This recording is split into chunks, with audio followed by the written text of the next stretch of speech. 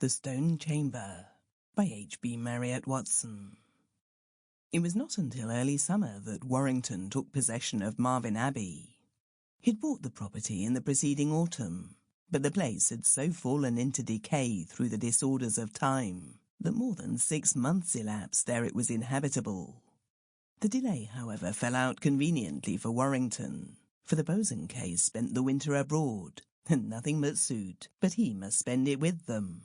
There was never a man who pursued his passion with such ardour. He was ever at Miss Bosanquet's skirts, and bade fair to make her as steadfast a husband as he was attached a lover.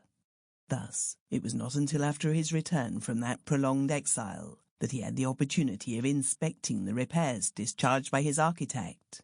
He was nothing out of the common in character, but was full of kindly impulses, and a fellow of impetuous blood. When he called upon me in my chambers, he spoke with some excitement of his abbey, as also of his approaching marriage, and finally, breaking into an exhibition of genuine affection, declared that we had been so long and so continuously intimate that I, and none other, must help him warm his house and marry his bride. It had indeed been always understood between us that I should serve him at the ceremony, but now it appeared that I must start my duties even earlier. The prospect of a summer holiday in Utterbourne pleased me. It was a charming village, set upon the slope of a wooded hill, and within call of the sea. I had a slight knowledge of the district from a riding excursion taken through that part of Devonshire, and years before, and ere Warrington had come into his money, had viewed the abbey ruins from a distance with the polite curiosity of a passing tourist.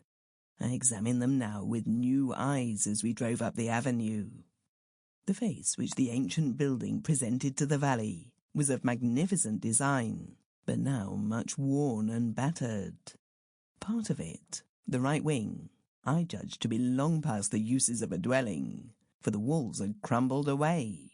Huge gaps opened in the foundations, and the roof was quite dismantled. Warrington had very wisely left this portion to its own sinister decay. It was the left wing which had been restored, and which we were to inhabit. The entrance, I will confess, was a little mean, for the large doorway had been bricked up, and an ordinary modern door gave upon the spacious terrace and the winding gardens. But apart from this, the work of restoration had been undertaken with skill and piety, and the interior had retained its native dignity, while resuming an air of proper comfort.